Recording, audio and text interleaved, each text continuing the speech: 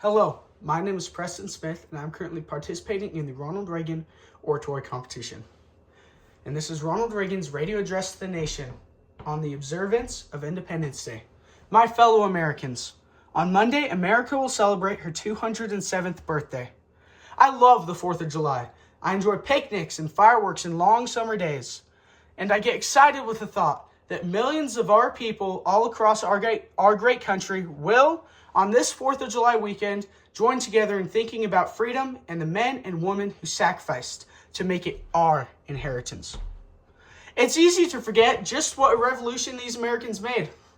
It's easy to forget how they amazed the world and how many hopes they raised. President George Washington, in the very first inaugural address, warned Americans that they had a new responsibility. He said, quote, "The preservation of the sacred fire of liberty and the destiny of the Republican model of government are justly considered, perhaps as deeply as finally staked on the experiment entrusted to the hands of the American people." End quote. Now, you may not think of yourself or our democracy as an experiment, but look around. All over the world, millions and millions of people still live under tyranny.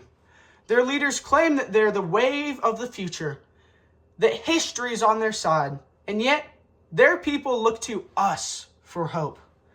Their people look to America as the cradle of freedom, the place where the great civilized ideas of individual liberty, representative government, and the rule of law under God are realities.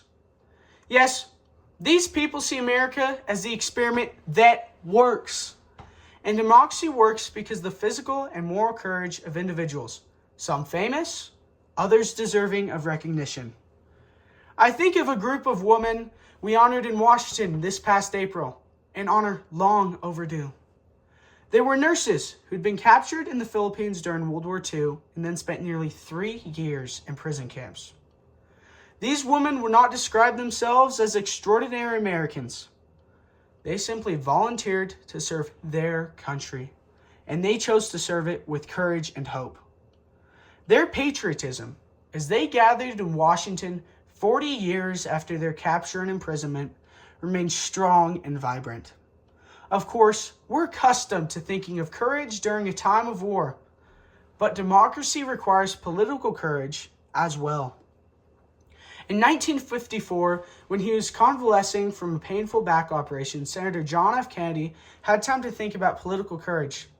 The result was a book entitled Profiles in Courage, in which he wrote, quote, "In the days ahead, only the very courageous will be able to take the hard and unpopular decisions necessary for our survival in the struggle with a powerful enemy.